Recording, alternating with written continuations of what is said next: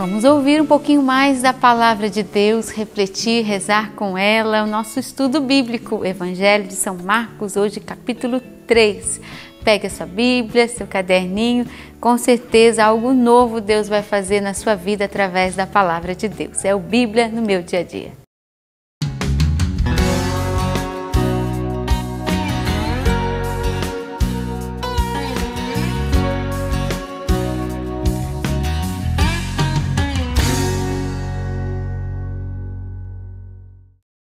Nosso estudo bíblico hoje está no Evangelho de São Marcos, capítulo 3.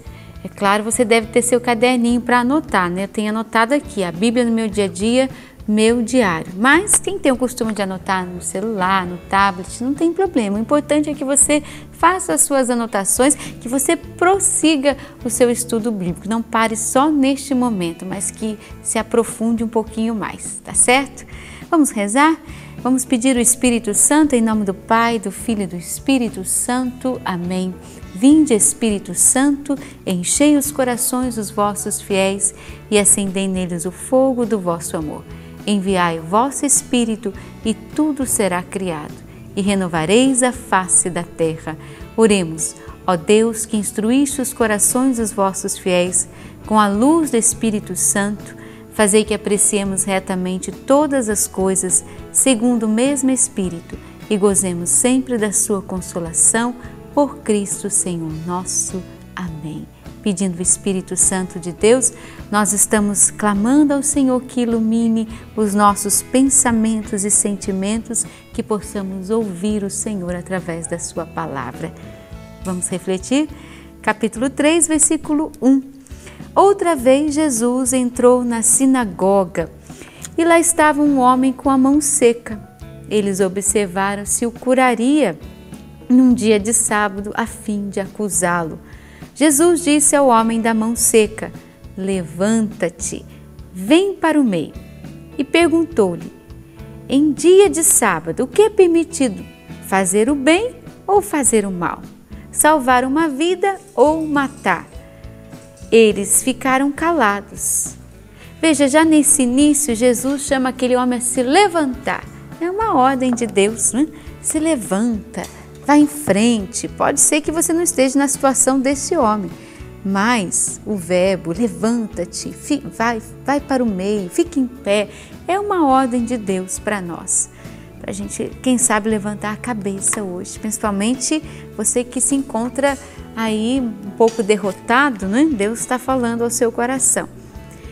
Continuando o versículo 5, passando sobre eles um olhar irado e entristecido pela dureza de seus corações, disse ao homem: estende a mão.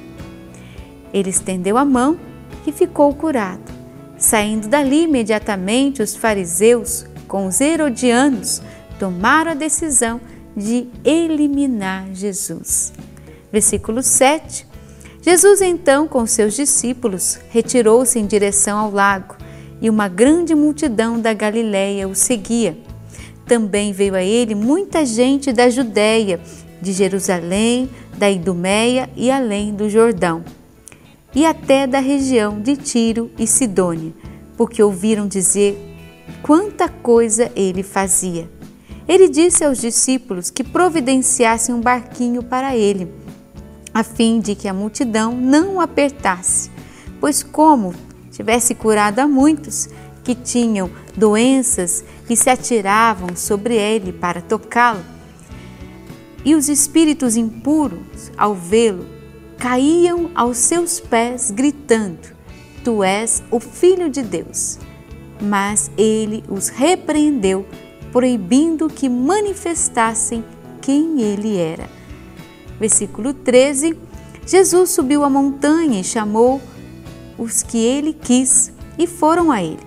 Ele constituiu então 12 para que ficassem com ele e para que os enviasse a anunciar a boa nova, com poder de expulsar os demônios.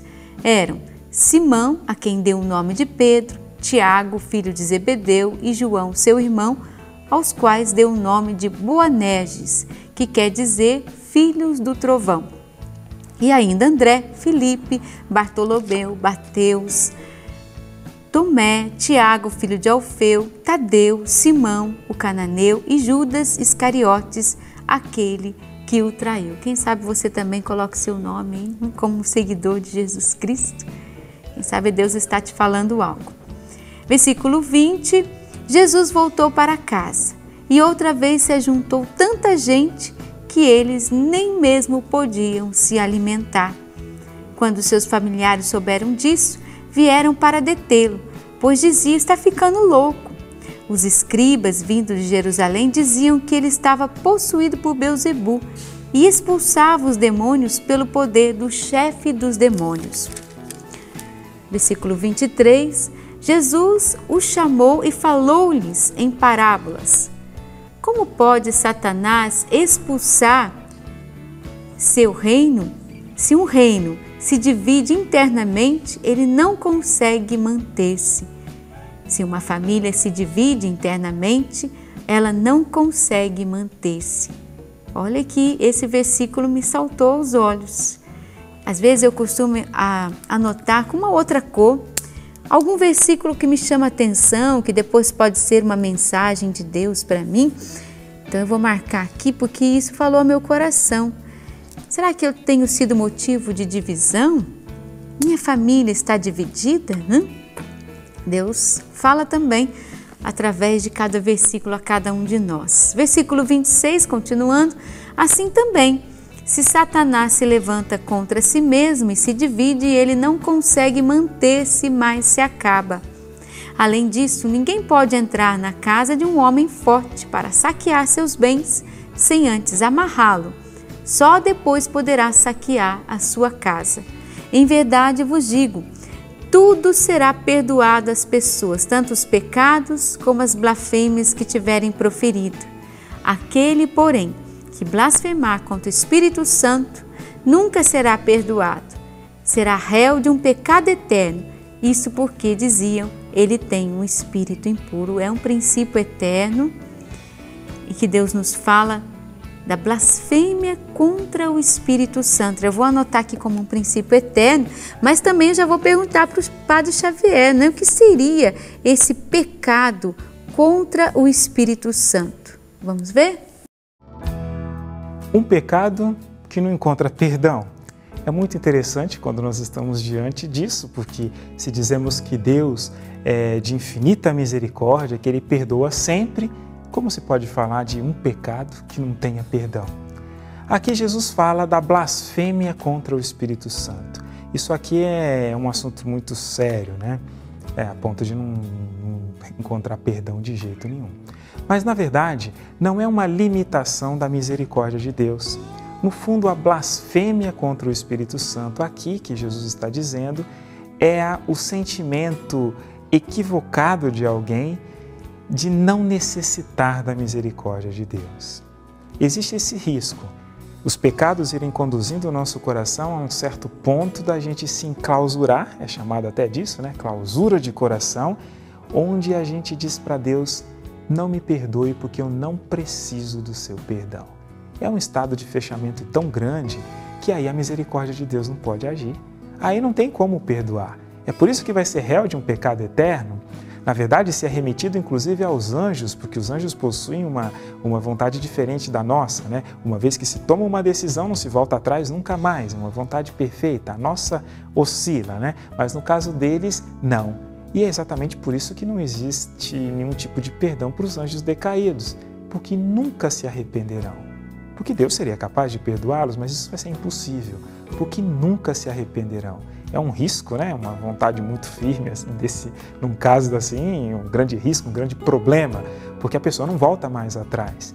E isso pode acontecer com a gente. Claro que não como aconteceu com os anjos a partir de uma única decisão, mas a partir de decisões que são feitas constantemente, o coração chegar a um estado de resolução tão grande de dizer, Senhor, eu não preciso da sua misericórdia, eu não quero o seu perdão. É isso que é a blasfêmia contra o Espírito Santo, que é a blasfêmia contra a graça de Deus, torná-la desnecessária, não querê-la. E por causa disso, no final das contas, se tem o coração enclausurado e aí Deus não entra, Deus não pode entrar. Não porque ele não tenha poder para isso, mas porque Deus é educado, como Jesus cita propriamente no livro do Apocalipse, né? Eis que estou à porta e bato. Se abrir, no caso, essa pessoa trancou a porta por dentro. E o que acontece? Se não tem como pedir perdão a Deus, não tem como ser perdoado. Isso é um sério risco e nós devemos estar bem atentos a isso. Uma sequência muito grande de pecados pode conduzir, não é que conduz, mas pode conduzir a essa clausura de coração, a dizer: Deus, eu não preciso de você. E aí é réu de um pecado eterno, sem arrependimento, sem perdão. Sem perdão, sem misericórdia, acabou tudo ali. Então eu vou dizer de coração, eu creio, espero e anseio a grande misericórdia de Deus. É motivo de oração, não é verdade? Mas vamos terminar, versículo 31. Nisso chegaram a mãe e os irmãos de Jesus. Ficaram do lado de fora e mandaram chamá-lo. Ao seu redor estava sentada muita gente. Disseram-lhe: tua mãe, teus irmãos e irmãs estão lá fora e te procuram. Ele respondeu: quem é minha mãe? Quem são os meus irmãos? E passando o olhar sobre os que estavam sentados ao seu redor, disse: eis minha mãe e meus irmãos. Quem faz a vontade de Deus, este é meu irmão, minha irmã e minha mãe. Eu quero fazer a vontade de Deus, eu quero marcar esse versículo, porque se eu faço a vontade de Deus, eu pertenço a Deus. Eu sou parte do Senhor, eu sou da família de Deus, eu sou próximo, eu me aproximo de Deus, eu faço parte. Esse versículo me chamou bem a atenção e é o motivo da minha oração hoje.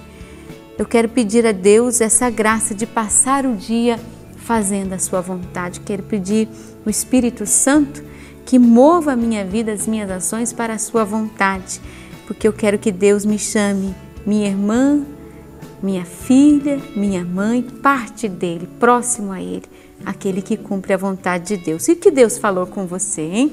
Anote, pegue o seu caderno e também não se esqueça o como aplicar na sua vida. É muito importante que você continue o seu estudo e também aplique ele no seu dia a dia. Coloque em oração o que Deus está falando com você, fale ao Senhor, dê a sua resposta, mas também não deixe de ser fiel a esse momento do estudo da palavra. Você vai com certeza crescer muito na fé.